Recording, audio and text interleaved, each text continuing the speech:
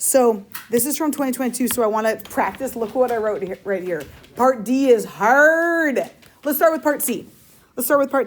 You guys are going to be able to sketch this. Maybe we even just sketch it real quick. What's your sketch going to look like if we have to go through point 1, 2? You have to go through point 1, 2.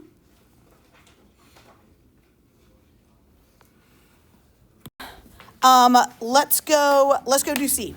Let's do C. It is known that the second derivative is positive. What is that going to make you think of right away?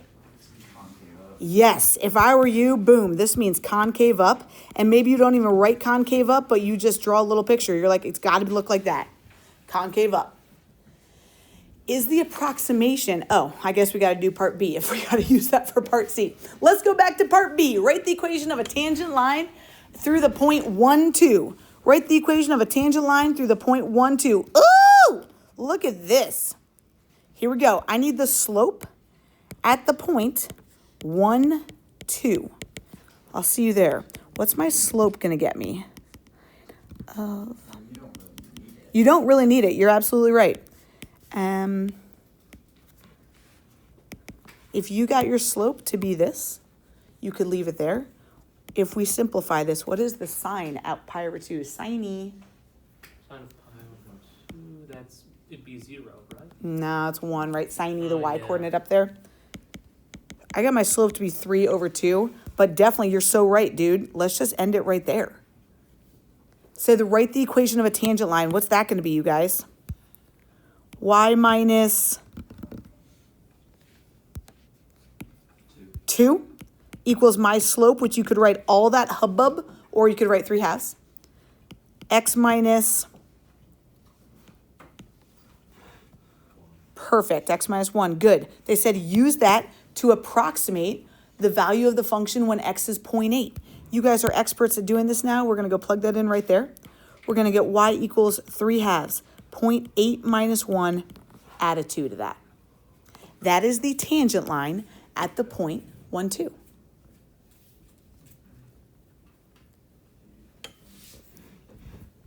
So part C says, hey, the function is concave up from -1 to 1. Is this approximation going to be an over or an underestimate? Let's think about this. If it's concave up, what is any tangent line at any place? Over or under it? Under. Isn't it always under it? If something's concave up, that tangent line is always under it. What if it was concave down? Where's that tangent line?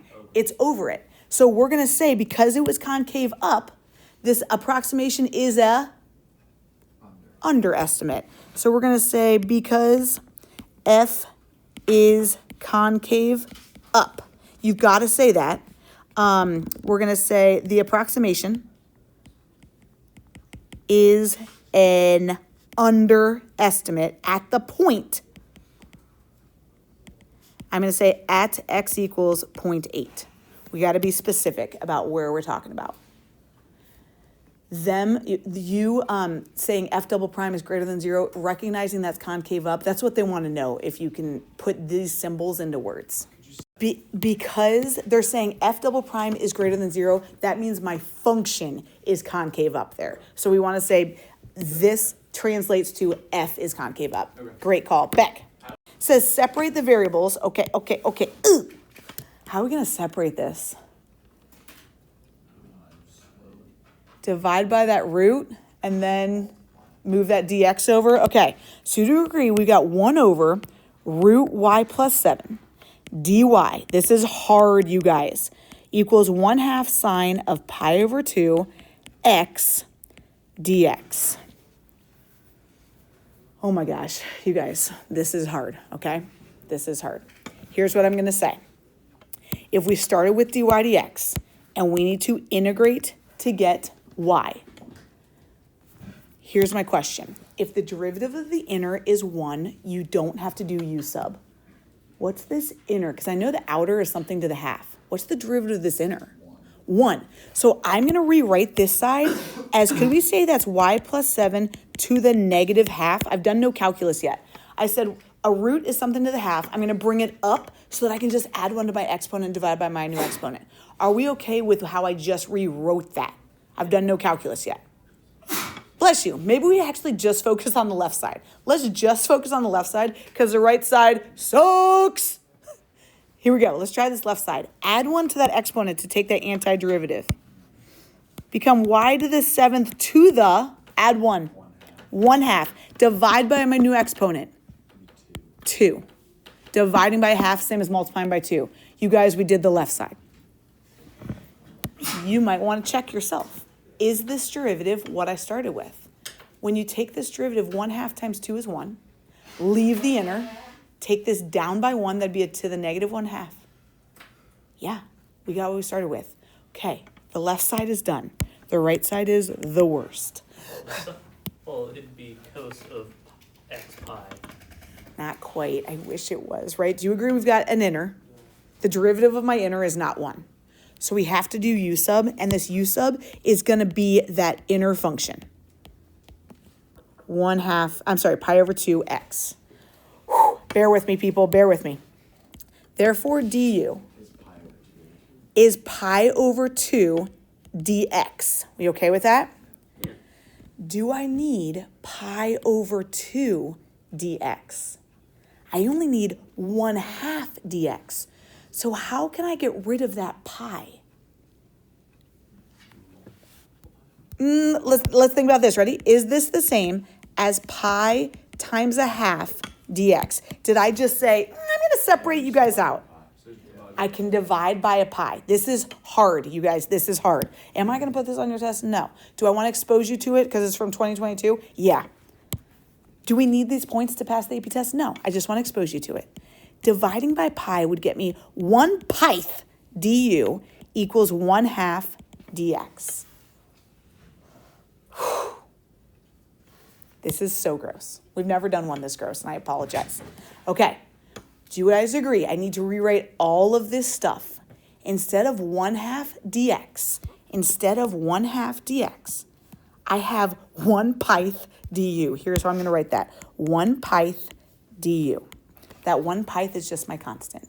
To your point, Coop, we still have then the sign of, instead of pi over 2x, I have the sign of u. All right, this is doable. Take out that 1 pi. We're just going to leave it. He's chilling. Antiderivative of sine. Whose derivative is sine? Negative cosine. I'm going to throw that negative in front of my 1 pith. Negative cosine of u plus some c. Ugh. Okay, we're so close. We're so close. We're so close. Oh, yeah. That negative came from antiderivative of sine. Good call. And I'm going to put my u back in. So on that right side, I got negative 1 over pi cosine of pi over 2x plus c. What in the world? Miserable. This is separating the 5s from the 5s. You know what I'm saying? You don't have to get these points to get a 5. This is separating 5s from 5s. I wouldn't worry about it. Okay, but just a thought. Is this derivative what I started with? I'm just going to show you. You don't need to write this down. But in the derivatives, I just leave my constants. What's the derivative of cosine? Negative sine of my angle times the derivative of my angle. Would this get me what I started with? My pi.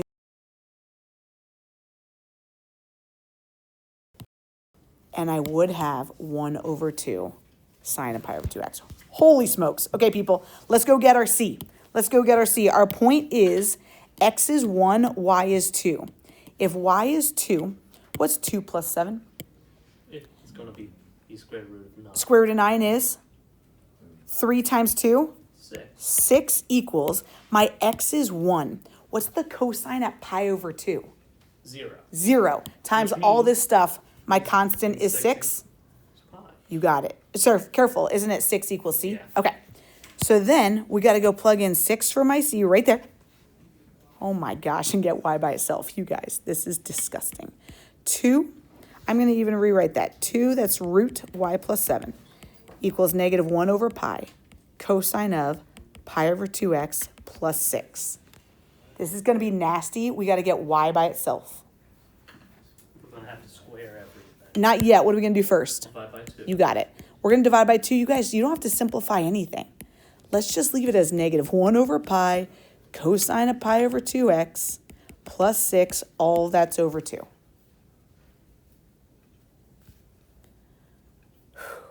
We squaring both sides now? We're squaring both sides. This whole thing, cosine of pi over 2, x plus 6, divided that by 2, squared that sucker. And then honestly, I'm not going to rewrite that all again. I'm just going to move my 7 over. I'm going to say y equals that whole thing minus 7.